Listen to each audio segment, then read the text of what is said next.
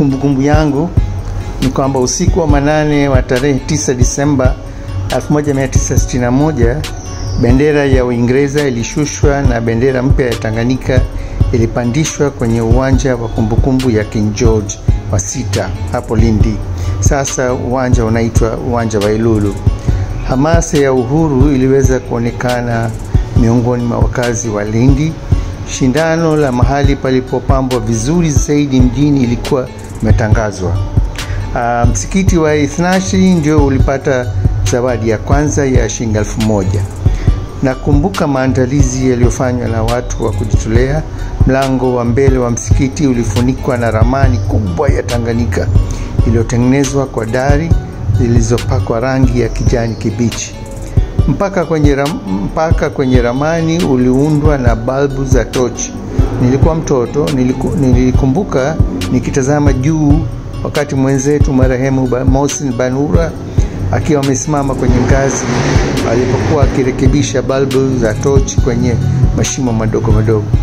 Wengine waliosaidia katika pambo la ramani ya Tanganyika walikuwa Bwana Yusuf Somji ambaye sasa hivi anaishi Orlando, marehemu Jafar Jusab, Bwana Mustafa Chandu ambaye yuko Dar es Salaam, Bwana Gulam Hamir Motaba yupo London na Bwana Roshan Ganji pia yupo Uingereza.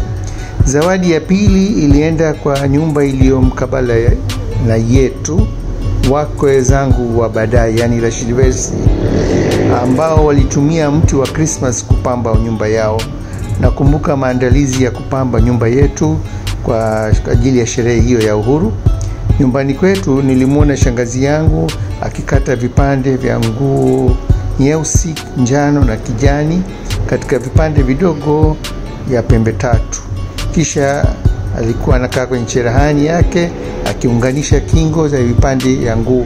Kamba nene ilikuwa ingepita katika vipande hivi na kutengeneza kifusi cha kutundikwa barabarani. Mitaa ya Lindi ilikuwa imejaa vitambaa hivyo vya kijani, nyeusi na njano. Wakati huo kulikuwa na tetesi za kutisha kwamba kungekuwa na uporaji usiku wa uhuru. Hata hivyo kulikuwa na uhakikisho mwingi kuhusu usalama, na hii ilihimiza watu wa jamii zote kwenda kwenye sherehe ya kupandisha bendera ya usiku wa manane kwenye uwanja huo. Baba yangu pia alienda na walirudi nyumbani baada ya saa 6 usiku na kila kitu kilikuwa shwari.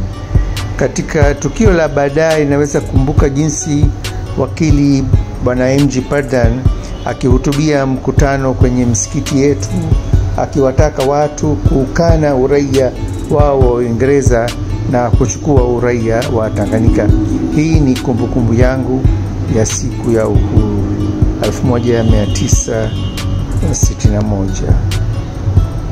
Hizi ni durusu za historia.